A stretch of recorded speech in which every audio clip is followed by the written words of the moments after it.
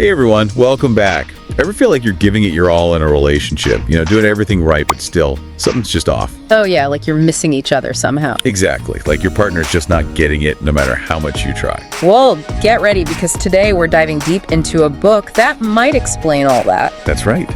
We're tackling The 5 Love Languages by Gary Chapman. Heard of it? Yeah, probably. But we're going way beyond the basics. We've got excerpts not just from the original book, but from the men's edition, the teens edition, and even the one for kids. Wow, covering all the bases. You bet. We're going to see how these love languages actually change and evolve throughout life. It's fascinating stuff. Okay, I'm hooked. Let's go. All right, so Chapman kicks things off with this story about meeting a guy on a plane. A successful businessman, married 3 times. And each time, the love just fizzled out. The guy was totally lost. Like, what am I doing wrong? I thought I was showing them love. I can see where this is going. Classic setup for a life-changing realization. You got it. So Chapman, with his background in anthropology, starts thinking about love, not just as a feeling, but as a language. Interesting. Right. So this businessman, he's speaking love, but his wives, they're not understanding a word. Ah, so they're speaking different love languages, hence the title of the book. I go. And that's Chapman's big idea. There are 5 love languages: words of affirmation, quality time, receiving gifts, acts of service, and physical touch. Okay, I think I've heard those before. Maybe, but stick with us. Because think about it. Trying to have a deep conversation with someone when you don't speak the same language. Oh yeah, total frustration. Lots of hand gestures and misunderstandings. Exactly. And Chapman's saying that's what happens in relationships all the time. We're speaking our language, but our partner is hearing gibberish. So all those times I felt misunderstood, maybe it wasn't me being too sensitive, maybe it was a love language mismatch. Could be. And that's why this is so important. Because once you know the languages, you can start communicating in a way that your partner actually understands. Okay, I'm starting to see the light here. Tell me more.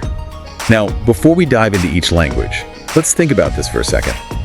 You'd think we'd naturally fall for people who speak our same love language, right? Makes sense. Less confusion that way. But Chapman says, nope, not usually how it works. We're often drawn to people with totally different love languages. Interesting. So we're almost setting ourselves up for miscommunication right from the start. Exactly. It's like choosing to move to a country where you don't speak a word of the language. Challenging, but definitely an adventure. And potentially very rewarding if you can learn to communicate, right? You bet. But it takes work. Like Chapman says, learning a new love language, it's like learning a new golf swing. Awkward at first, I can imagine. but with practice, it gets smoother. And the payoff, a relationship that feels connected and alive. So it's not magic, it's effort. You got to be willing to put in the work. Absolutely. But the good news is anyone can do it. It's all about understanding the languages and then making the choice to speak your partner's language, even if it feels a little strange at first. Okay, I'm ready to learn. What's the first love language we're tackling? Words of affirmation. It's all about expressing love and appreciation through, well, words. But not just any words. We'll get into the specifics soon. Sounds good. Let's dive into it. Okay, so we've got these 5 love languages, like 5 different ways to say I love you. Right, but how do we figure out which one's our jam? And more importantly, how do we figure out our partners? Chapman actually has some exercises in the book. Oh yeah, practical stuff. Love that. But honestly, sometimes it's about just paying attention. Like what really makes you feel loved. Yeah, good point. When do you feel that warm, fuzzy feeling? For me, it's definitely quality time. Like really being present with someone, no distractions. Boom, there you go. You found your love language. It's that simple. Sometimes it is. Now think about it. What do you always find yourself nagging about in relationships? Interesting. Could be a clue. Like if you're always asking for help around the house. Oh yeah, maybe it's acts of service for me. I like things done a certain way. See? Or maybe you're always complaining that your partner never listens. Quality time strikes again. Makes sense. So think about those little frustrations. They might be telling you something. And for figuring out our partner's language. Same idea, but in reverse. What do they always seem to be asking for? Or what lights them up. Like what gets them really excited. Totally. You got to become a love detective. Observe, gather clues, crack the code. I like that, a love detective. So let's say we figured it out. We know our partner's language. Now what? Time to start speaking it. But not just any old way. We got to be fluent. Right. So words of affirmation. What's the secret to speaking it well? Specifics. Go beyond the generic, you look nice, tell them what you love, why you love it. Okay, so instead of like, you're a great cook, I could say, That pasta was amazing. The sauce was so creamy, and you cooked the vegetables perfectly. you're really making me hungry. But yeah, I get it. Details matter. They do make them feel seen, like you really notice and appreciate them. Okay, what about quality time? How do we make it count? It's all about focus. Phones away, TV off, really be there with them. So like a tech-free date night, Perfect.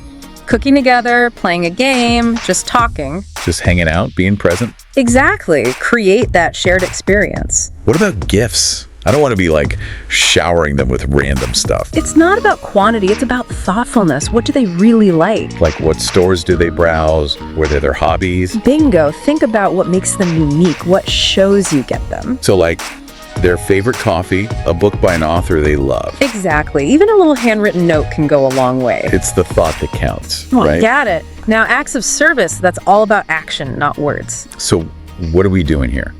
Chores, errands, Think about what makes their life easier. What do they hate doing? like taking out the trash, folding laundry. Exactly. Those little things can mean the world to someone who values acts of service. It's like saying I love you with a vacuum cleaner. Haha, exactly. And finally, physical touch. This one can be tricky, right? Yeah, you gotta be sensitive, respectful, talk about what feels good for both of you. Good point. So it doesn't have to be like big romantic gestures. Nope. Sometimes it's just holding hands, a hug, a back rub. Those little touches can mean a lot. They really can. It's about creating that physical connection, feeling close. I'm really liking how practical this all is. It's not about grand gestures, it's about the little things. Exactly. Small things done consistently can make a huge difference. It's like learning to speak a new language fluently. You got to practice, make mistakes, and keep trying. And the more you practice, the more natural it becomes. You'll start speaking your partner's love language without even thinking about it. That's the goal, right? To communicate love in a way that feels effortless and genuine. You got it.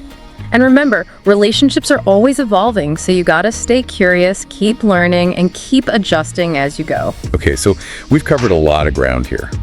We've learned about the 5 love languages, how to identify them, and even how to start speaking them.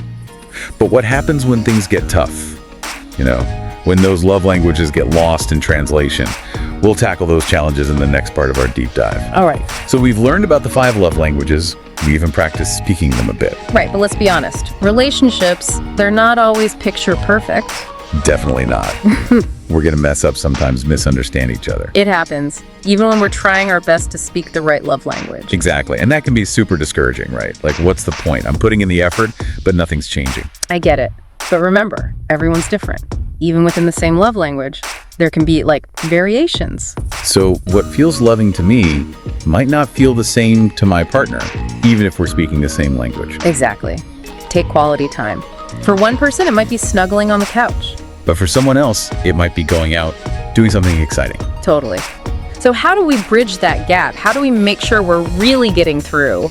Yeah, that's the million-dollar question. Oh, that's where communication comes in, big time. More than just knowing the 5 languages. Yeah. Yeah. We got to talk to each other, really listen, be honest about our needs. It's like fine-tuning our understanding of their specific dialect within that love language. Exactly. And it's not a one-time thing. Relationships change, we change, our needs change.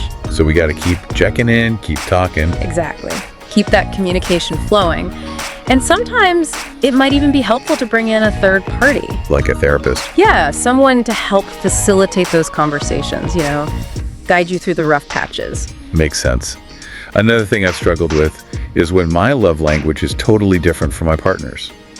It's so easy to fall back into my own way of showing love, even if it's not working for them. It's natural, but that's what Chapman calls stretching your love language. Yeah, it means making a conscious effort to speak their language, even if it feels weird at first. It's like learning to play a new instrument, right? It takes time, practice. Exactly. And the more you do it, the easier it gets. Eventually, it becomes second nature. Okay, so let's say we're communicating, we're stretching, we're putting in the work, but what if things still aren't improving? What are some, red flags? Well, one big red flag is constant criticism. if you're always putting each other down. Yeah, that's definitely not good. Right. It creates this toxic cycle. Oh. Another red flag is withdrawal, emotional distance. Like shutting down, avoiding conversations. Exactly. That can be a sign of deeper issues. And of course, any kind of abuse, physical or emotional, is a huge red flag. Absolutely. That's never okay. Isn't that right? And if you're in a situation like that, please reach out for help. There are resources available. You don't have to go through it alone. Right. Never hesitate to reach out. So, big picture, what's the takeaway for our listeners? What do we want them to remember?